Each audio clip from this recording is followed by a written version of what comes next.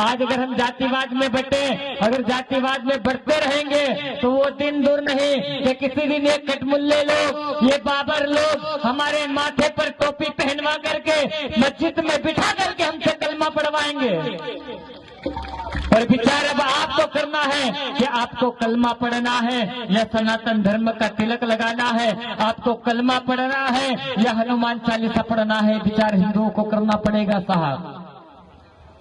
ये शताब्दी वर्ष के पावन उपलक्ष्य में जो हिंदू सम्मेलन हो रहे हैं, इसका उद्देश्य क्या है? इन हिंदू सम्मेलनों का उद्देश्य ये है कि जातिवाद में बटे हुए हिंदुओं को एक करना।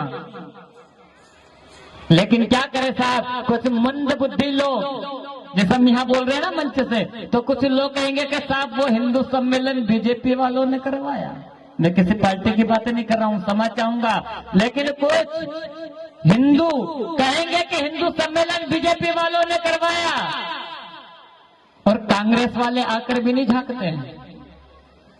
कड़वी जरूर है, मैं पार्टी की बात नहीं कर रहा हूँ, मैं सनातन धर्म की बात कर रहा हूँ साहब। जब हिंदुओं पर आफत आएगी, जब हिंदुओं को जिंदा जलाया जाएगा, उस समय ना तो बीजेपी साथ आएगी और ना कांग्रेस साथ आएगी। अगर हिंदुओं में एकता होगी तो हिंदू एक होकर के सनातन धर्म के लिए लड़ेंगे।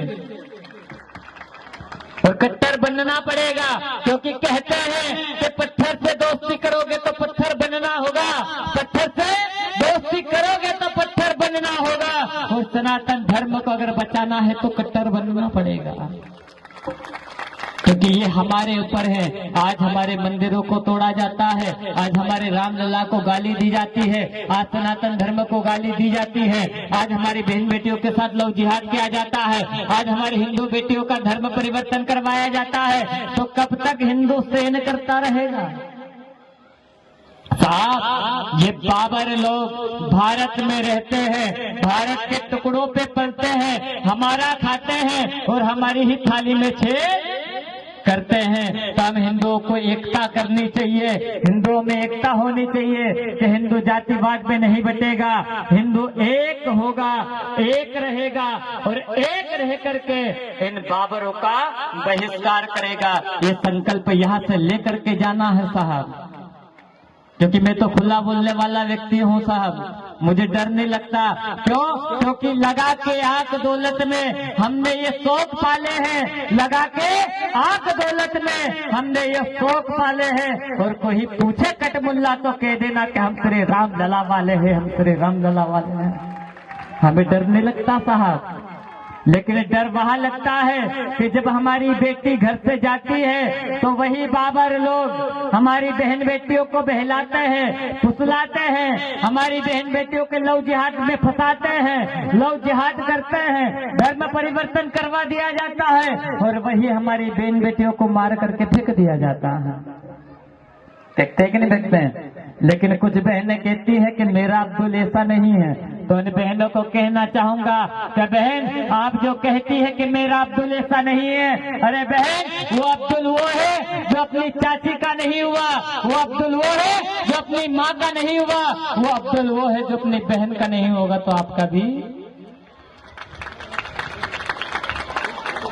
निवेदन है कि झांसी की रानी बन करके निकले, अपने बच्चों को संस्कार दें। जैसे कि हमारी बहन ने थोड़ी देर पहले बताया कि हमें संस्कारों की जरूरत है, हमारी बेटी को संस्कार दें। बच्चे की प्रथम गुरु माँ होती है, माँ का फर्ज होता है कि वो अपने बच्चों को संस्कार दे। जिस दिन माँ अपने बेटी को संस्कार देना प्रारंभ कर देगी, जिस दिन माँ अपनी बेटी को झांसी की रानी की गाथा सुनाना प्रारंभ कर देगी, महाराज उस दिन वो बेटी झांसी की रानी बन करके सनातन धर्म के लिए आगे बढ़ेगी।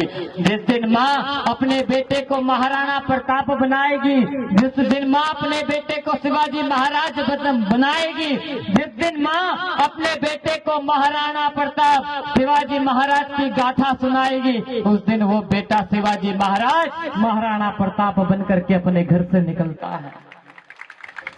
क्योंकि पहले एक समय था कि हजारों मुगलों पर एक हिंदू भारी पड़ता था कि नहीं? अभी थोड़ी देर पहले एक छोटा सा नन्ना सा महाराणा प्रताप के रूप में भाई आया, बहुत सुंदर प्रस्तुति दी। हमने बहन को कहा मैंने कि जरा इसके चेहरे का तेज देखिए, लगता ऐसा है कि ये वही महाराणा प्रताप है जिन्होंने सनातन की रक्षा के लिए लड़ाई की थी। ये वही महाराणा प्रताप है जिन्होंने मुगलों को मार भगाया था। ये वही महाराणा प्रताप आज आया है। आज ऐसा लगता है कि हमने महाराणा प्रताप को तो नहीं देखा, लेकिन इस बालक के अंदर महाराणा प्रताप की छवि दिखाई देती है। अरे इन बेटियों को देखिए, दुर्गा वाहिनी बन करके इस मंच पर आई। इन बेटियों का तेज देखिए, ऐसा लगता है कि ये बेटी काली है, ये बेटी महाकाली है, ये बेटी दुर्गा है, ये बेटी रानी लक्ष्मीबाई है। तो ये संस्कार है, इनको संस्कार दिया तो ये चेहरे छलक उठे। साहब, तो निवेदन करना चाहूंगा कि आज आप संकल्प लेकर के जाइएगा कि हम हिंदुओं को जातिवाद में नहीं बंटना है, हम हिंदुओं को एक रहना है और सनातन धर्म के लिए हमें आगे बढ़ करके काम करना है। अच्छा, कौन कौन चाहते हैं कि हिंदू एक होना चाहता है? सब चाहते हैं ना? साहब, आज से संकल्प ले लीजिएगा, गांठ बांध लीजिएगा। और अगर आज आपने संकल्प नहीं लिया, आज अगर आपने गांठ नहीं बांधी और आज हिंदू नहीं जगा, तो वो दिन दूर नहीं कि किसी दिन ये बाबर लोग हम हिंदुओं को मार मार करके माथे पर टोपी पहनवा करके मस्जिद में बिठा करके कलमा पढ़वाएंगे। तो कलमा अगर पढ़ना है तो शांत बैठ जाना, और अगर कलमा नहीं पढ़ना है तो कट्टर बन करके सनातन के लिए मैदान में कूद जाना है। संकल्प लेकर के जाइएगा कि आज से हम हमारे माथे पर तिलक लगाएंगे। आज से मेरी माताएं बैठी है, आप भी संकल्प लेकर के जाइएगा कि हमारे बेटे के माथे पर हम तिलक लगाएंगे, हमारे बेटे के हाथ में हम कलावा बांधेंगे।